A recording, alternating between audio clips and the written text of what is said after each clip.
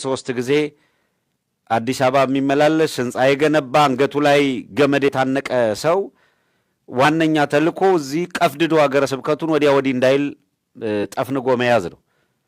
እነዚህን አጋልጦ ማህበረሰቡ ካህናቱ ቢያቀታቸው ህዝቡ ትግል አድርጎ ቤተክርስቲያን ከእንደዚህ ያሉ የአብይ መልእክተኞች ነፃ እንድትወጣ ማድረግ ያስፈልጋል። በየአጥቢያው በየአድባራቱ ምዕመናን የየቤተክርስቲያናችሁን አስተዳደር ጠይቁ። ማናቸው አስተዳዳሪው? የአስተዳደሩ ችግር ነው? የሰበካ ጉባኤ ችግር ነው? የአብይ ኤጀንቶች የኦዴድ ኤጀንቶች ያሉት ምን ውስጥ ነው? ሀገረ ስብከት ውስጥ ነው? ካስተዳደሩ ነው? ቀጥታ ያገዛዙ ተወካይ ማን ነው? አጥሩ አብያተ ክርስቲያናችሁን። የእናንተ እጅ ከተሰበሰበ የወገኖቻችን ሞት ይቀንሳል። ምዕመናን ግን ቀጥ አድርጋችሁ አስራት በኩራት መስሏችሁ የጸደቃችሁ መስላችሁ በየዕለቱ ለፍታችሁ ደክማችሁ ያመጣችሁትን ገንዘብ ያገዛዙን ኤጀንቶች እየቀለባችሁበት ከሆነ በዚህ የሚገኝ ጽድቅ የለም። ስለዚህ በግልጽ በሆነ መንገድ በቤተክርስቲያን ዙሪያ ከፍተኛ ትግል መደረግ ይኖርበታል። በዚሁ አጋጣሚ ጥሩ የሰሩትን መልካም ያደረጉትን ደግሞ ማመስገን ይገባል። በኢትዮጵያ ኦርቶዶክስ ተዋሕዶ ቤተክርስቲያን የምስራቅ ካናዳ ኦንታሪዮ፣ ኪውቤክ እና ኖቫ ስኮሺያ ሀገረ ስብከት ጽሕፈት ቤት ጥሪ አድርጓል። እሱን በተመለከተ የምናደርሳችሁ ማስታወቂያ ወይም መረጃ አለ። በኢትዮጵያ ኦርቶዶክስ ተዋሕዶ ቤተክርስቲያን የምስራቅ ካናዳ ኦንታሪዮ፣ ኪውቤክ እና ኖቫ ስኮሺያ የአገረ ስብከቱ ጽሕፈት ቤት በይፋ አገረ ስብከቱ ኃላፊነት ወስዶ በሰኔ 4 ቀን 2018 ዓመተ ምህረት በጻፈው ደብዳቤ በምስራቅ ካናዳ ሀገረ ስብከት በተለይም በቶሮንቶና አካባቢው በኪችነርና ዋትረል ለምትገኙ የአጥቢያ አብያተ ክርስቲያናት አስተዳዳሪዎች በሙሉ በሚል የቀረበ ደብዳቤ አለ። በዚህ ደብዳቤ ላይ እንዲህ የሚል መልእክት ተጽፏል። በሀገራችንና በቤተ ክርስቲያናችን እንዲሁም በኦርቶዶክስ ተዋሕዶ እምነት ተከታይ ክርስቲያኖች ላይ ያለውን ግድያና የአብያተ ክርስቲያናትን መቃጠል እንዲቆም በተለያየ ጊዜና መልኩ በዓለም ዙሪያ የሚገኙ ኦርቶዶክስ ኢትዮጵያውያንና የዓለም ማህበረሰብ ክፍሎች አቤቱታቸውንና ብሶታቸውን ለቸሩ እግዚአብሔርና ለዓለም መንግስታት ሲያቀርቡ እንደነበረ ይታወቃል።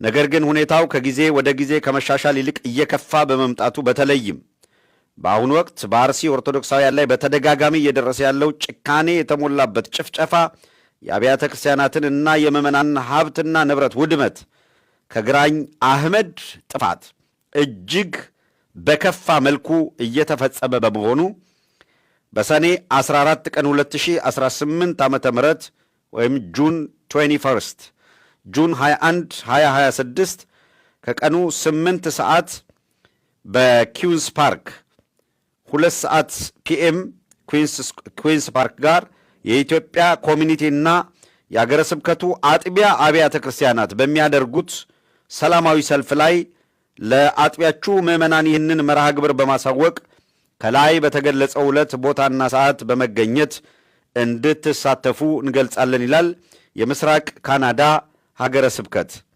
ሊቀ ካህናት ምሳሌ እንግዳ፣ የምስራቅ ካናዳ ሀገረ ስብከት የኢትዮጵያ ኦርቶዶክስ ተዋሕዶ ቤተክርስቲያን ዋና ስራ አስኪያጅ ይላል። ሊቀ ካህናት ምሳሌ እንግዳ የምስራቅ ካናዳ ሀገረ ስብከት ዋና ስራ አስኪያጅ የፈረሙበት ይህ ደብዳቤ ለአጥቢያ ቤተክርስቲያኑ ጥሪ የቀረበበት ነው። እንዲህ ቆርጦ የመጣ አባት ያስፈልጋታል ቤተክርስቲያን። ስለዚህ ምዕመናን ከማን ጎን መቆም እንዳለባችሁ፣ ማንን መደገፍ እንዳለባችሁ ከዚህ በላይ ሊቀርብ የሚችል ነገር ወይም ማስረጃ ሊኖር አይችልም። ስለዚህ ማን ነው ከአገዛዙ ጋር የተሰለፈው፣ ማን ነው ከምዕመናን ጋር የተሰለፈው የሚለው ግልጽ ሆኖ ወጥቷል ወይም ግልጽ ሆኖ መጥቷል። በዚሁ መሰረት ሁላችሁም በምስራቅ ካናዳ አሁን በቀረበው ጥሪ መሰረት እና በዚህ አገረ ስብከት አካባቢ ያላችሁ ምዕመናን ጥሪውን መሰረት አድርጋችሁ በመሰባሰብ አንደኛ የተጠራው ሰላማዊ ሰልፍ የተሳካ እንዲሆን ከየአጥቢያው ከየአድባራቱ አሁን ለይዛችሁ ያልወጣችሁት ልብሰ ተክህኖ አሁን ይዛችሁ ያልወጣችሁት መስቀል፣ አሁን ይዛችሁ ያልወጣችሁት ጥላ የት ጋ ይዛችሁ ትወጣላችሁ? ይሄ ቀን ሰማዕት ሆነው በእምነታቸው ምክንያት ለሞቱት ሐውልታቸውን የምታቆሙበት፣ ፍትሐት የምታደርጉበት ቀን ተደርጎ ይወሰድ። ይሄ ቀን ያዘኑት ልባቸው የተሰበረውን የምታጽናኑበት ነው። ስለዚህ እያንዳንዱ ደብር ለአጥቢያው ምእመን ነግሮ ዝግጅት ተደርጎ ዓለም እንዲደንቀው ልብሰ ተክህኖ ለብሶ ሰንበት ትምህርት ቤቶች የትም ነገር ይቅርባችሁ። በዚህ ቀን የትኛውም ሥራ፣ የትኛውም ገቢ፣ የትኛውም ሕይወት፣ የትኛውም ቀጠሮ፣ የትኛውም ነገር ይቅር። ከቤተ እግዚአብሔር የሚበልጥ የለም። ቅዱስ ዳዊት በለዓኒ እስመ ቤተ ቅናተ በለዓኒ እስመ ቤተ ቅናት የቤተ ቅናት በላኝ ነው ያለው ቅዱስ ዳዊት።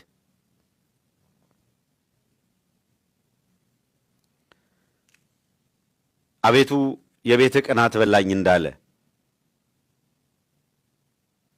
ጽዮን በድንኳን ሳለች እንዴት በሞቀ ቤቴ አድራለሁ እንዳለ ይህን ታሳቢ ያደርጋችሁ የእግዚአብሔር ቤት ከ101 ዓመት በላይ ታሪክ ያላት ቤተ ክርስቲያን ተቃጥላ ሌላኛው ቤተ ክርስቲያን አንድም ነገር ሳያስቀሩ ዘረፋ ፈጽመው ሊያቃጥሉት ሲሉ ምዕመናን ተረባርበው የሞተው ሞቶ የቆሰለው ቆስሎ ከመቃጠል ነው የተረፈው። አርሲ ለአምስተኛ ጊዜ ተከታታይ ሲደረግ ነው። ይሄ በወራቤ በነሬድዋን ቀጠና ስንት አብያተ ክርስቲያናት እንዳለቁ እንደተቃጠሉ ታውቃላችሁ። ሰሞኑን እንመጣበታለን በስፋት ማን እንዳደራጃቸው። እኛ በእርግጥ በዝርዝር እያንዳንዱን ነገር አቅርበናል። መዋቅራዊ መሆኑን፣ ሰነድ መኖሩን፣ አገዛዙ እየፈጸመው እንደሆነ ማስረጃው ከዚያው ከመሬት ላይ አሁን ማስረጃውን ዱካ ለማጥፋት የሄዱት የተረባረቡበት መንገድ በዚህ ማስረጃ ማጥፋትና የክርስቲያኑን ሞት በማዳፈን ረገድ ቤተ ክርስቲያን ውስጥ ተሰግስገው ያሉ መለካውያን ጳጳሳት፣ ካህናት የተጫወቱት ሚና አሁን ግብግብ የተጀመረው መለካውያን ቤተ ክርስቲያን ውስጥ ሆነው የፖለቲካ ጉዳያቸውን የኦህዴድን ጉዳይ የእነ አብይ አህመድን ጉዳይ የሚያስፈጽሙ አንድም ለፖለቲካ ዓላማ አንድም የቤተ ክርስቲያኗ አማኝ ያልሆኑ ቤተ ክርስቲያኗን ለማጥፋት ሰርገው ገብተው እስከ ጵጵስና የደረሱ አካላት ከየመሸታ ቤቱ ተጠርተው ከመርካቶ በተገዛ መስቀል ጵጵስና ድረስ የደረሱ ምልኩስናን አልፈው ተመሳስለው የመጡ ይሁዳ እስከ ዕለተ ሐሙስ እንደተጓዘ ሁሉ እስከ ዕለተ ሐሙስ